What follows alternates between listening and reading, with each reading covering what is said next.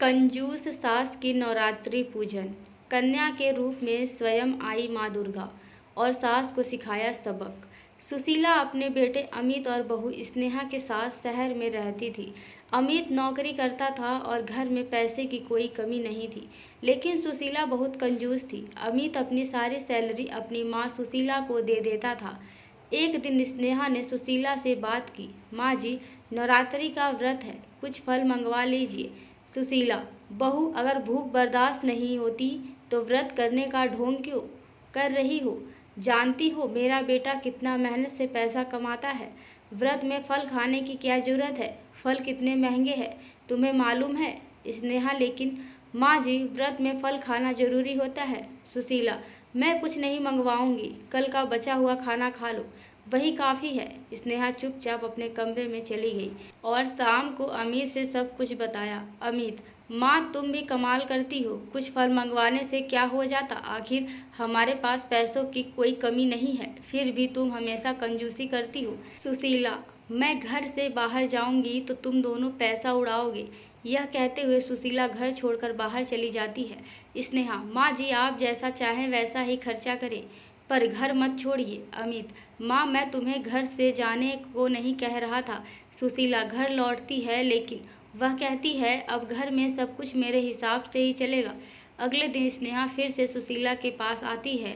स्नेहा, माँ जी, कल नवमी है, कन्याओं का पूजन करना है, आप कुछ पैसे दे दीजिए, मैं बाजार से पूजन का सामान ले आऊँगी। सुशीला, कन्याओं को खिलाने से क्या होगा, उन्हें बुलाकर 2-2 रुपए दे देना, इतना काफ़ी है। स्नेहा बिना कुछ कहे अपने पैसों से सारा सामान ले आती है। अगले दिन अमित का छुट्टी भी था। स्नेहा सुबह से ही रसोई में प्रसाद बनाने में लग जाती है।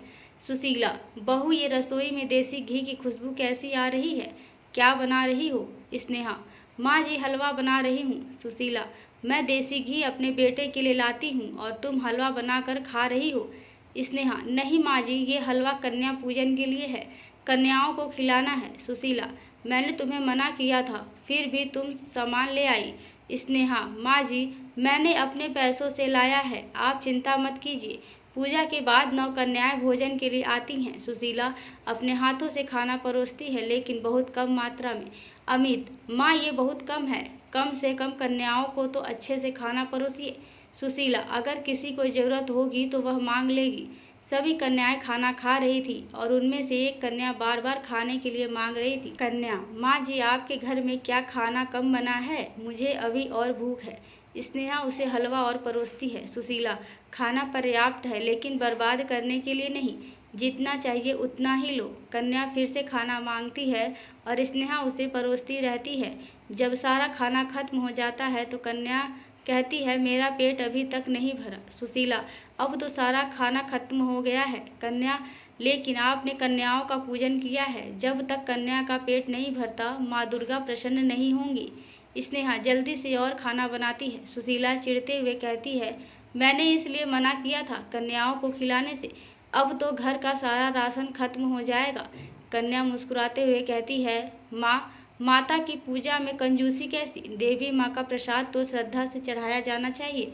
अमित कन्या को दक्षिणा देता है और दोनों उसके पैर छूते हैं। कन्या कहती है, तुम पैर छू रहे हो और तो आशीर्वाद मिलेगा। सुशीला भी मजबूरी में कन्या के पैर छूती है। तभी कन्या अपना हाथ सुशीला के सिर पर रखती है और सुशीला की आंखों से आंसू बहने लगते हैं। उसको एहसास होता है कि ये कोई साधारण कन्या नहीं है। तभी सुशीला कहती है, माँ, मुझे माफ़ कर दो, मैंने कंजूसी में तुम्हारी पूजा का अपमान किया है। कन्या, मैं तो एक साधारण कन्या हूँ। सुशीला, नहीं, तुम साधारण नहीं, तुम साक्षात माँ दुर्गा का स्वरूप हो। फिर कन्या आशीर्वाद देकर चली जाती है। सुशीला का मन पूरी तरह बदल जाता है और वह सब कुछ छोड़कर माँ दुर्गा की भक्ति में लग जाती है। धन्यवाद दोस्तों।